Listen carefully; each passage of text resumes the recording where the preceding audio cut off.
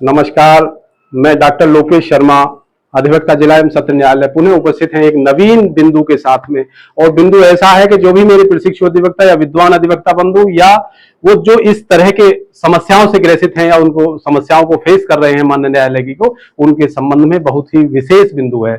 और टॉपिक है आज हमारा कि रिवीजन और अपील यदि कहीं पे भी विचाराधीन है या एडमिशन की स्थिति पे चल रही है तो उनको खारिज नहीं किया जा सकता, खारिज नहीं किया जाएगा। लेकिन वर्तमान स्थिति ये देख रहे हैं लगातार, क्योंकि एक केस में अभी आपको बताऊं, एक मामला था, कोई जो रिवीजन चल रहा था माननीय जिला एवं सत्र न्यायाधीश महोदय के यहाँ पर against to order of CJM महोदय। तो उसमें उन्होंने क्या काम किया कि उन्होंने एडमिशन की स्टेज पे ही ऑन डिफॉल्ट उसे खारिज कर दिया।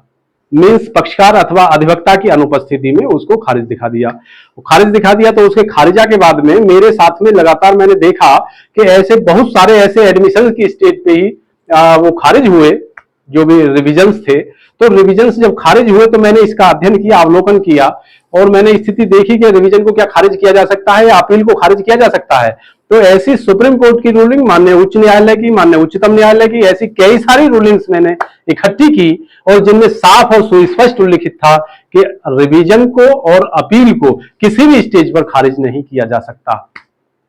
तो ये फौजदारी रिवीजन है विशेषकर। तो फौजदारी रिवीजन के विषय में पुनरीक्षण, निगरानी, परिशोधन या रिवीजन, ये कई सारे नाम हो सकते हैं इसके। तो अब अगर हम, जैसे हमने रिवीजन फाइल किया फौजदारी वाला, तो फौजदारी का रिवीजन फाइल करते समय हम एडमिशन पे यदि उपस्थित नहीं है तो जिला एवं सत्र न्यायाधीश महोदय उस पे तुरंत डिसीजन लेते हैं कि उसे या तो खारिज करेंगे या उसे गुण दोष के आधार पर निर्णित करेंगे। तो दोनों बिंदु उन्हीं के समक्ष प्रस्तुत होते हैं उनके सामने। तो दोनों बिंदुओं पे कौन सी डायरेक्शन पे काम करेंगे, ये बड़ा महत्वपूर्ण विषय है। तो अधिकांशतः स्थिति ये देखी जाती है कि ऑन डिफॉल्ट खारिज कर दिया जाता है पक्षकार या अधिवक्ता की अनुपस्थिति में, जो न्याय संगत नहीं है, जो खारिज होने की स्थिति में या खारिज होने योग्य वो प्रार्थना पत्र नहीं है। क्यों नहीं है, विषय यहां आर्गुमेंट का वो प्रस्तुत होता है, ये खाली कहने से ही बात नहीं बनेगी। तो उस स्थिति को पूर्ण करने के लिए ऐसी सर्वोच्च न्यायालय का एक विधान है, सर्वोच्च न्यायालय की एक रूलिंग है जिसका नाम है ताज मोहम्मद बनाम उत्तर प्रदेश राज्य एवं अन्य। ताज मोहम्मद बनाम उत्तर प्रदेश राज्य एवं अन्य में क्या निर्धारित किया है माननीय सर्वोच्च न्यायालय ने?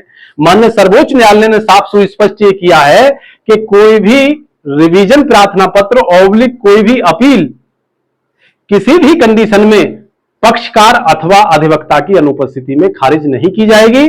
यदि सुनना है तो पक्षकार को नोटिस जारी होगा।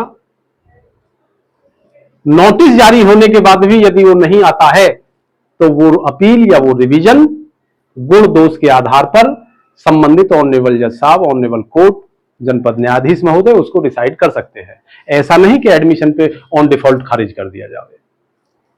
तो जो मेरा वाला केस था, चंद्रकांता बनाम सुधीर कुमार आदि, तो इसको केवल इसी कंडीशन पे ऑनरेबल जज साहब ने इसी रूलिंग के आधार पे उसको रिकॉल किया, आर्डर को उनको कंसीडर किया और रिकॉल होने के बाद में वो मुझे पुनः दोबारा से सुना गया और वो एडमिशन दर्ज हुआ।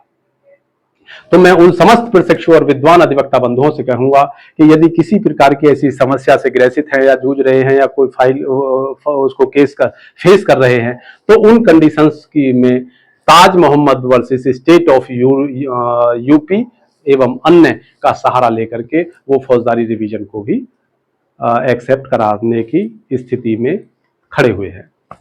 इन्हीं बात में दो रूलिंग और है इसमें ही। जब आप Taj Mohammad versus state of UP का अनुपालन करते हैं तो अगर कोई भी फिर ऐसी स्थिति उत्पन्न होती है तो एक दूसरा है, दूसरी क्या है, दूसरी है मदनलाल कपूर बनाम राजीव थापर एवं अन्य। और एक मजे की बात बताएं आपको कि मदनलाल कपूर बनाम राजीव थापर एवं अन्य, इसका हवाला Taj Mohammad versus state of UP में भी दिया हुआ है और इसी हवाले के साथ में मदनलाल कपूर वर्सेस राजीव थापर की स्थिति में ही उसी कंडीशन में, उसी स्थिति में इसी के आधार पे उसको एक्सेप्ट किया, उसको डायरेक्शन दिया। एक रूलिंग और है, मेरे विद्वान अधिवक्ता बंधु इसे नोट कर लें। Bani Singh versus state of UP, Bani Singh versus state of UP में भी यही अभी निर्धारित है कि किसी भी अपील को खारिज नहीं किया जाएगा, बल्कि उसे गुण दोष के आधार पर निर्णीत किया जाएगा आफ्टर पक्षकार या याची या परिशोधन करता या रिवीजन करता या निगरानी करता या पुनरीक्षण करता को नोटिस करने के बाद। अधिकांशतः कोर्ट नोटिस नहीं करती हैं और उनका कोई ये भी व्यू नहीं होता है कि वो अधिवक्ता को की अनुपस्थिति में उसे खारिज ना किया जावे, उसे समय दिया जावे।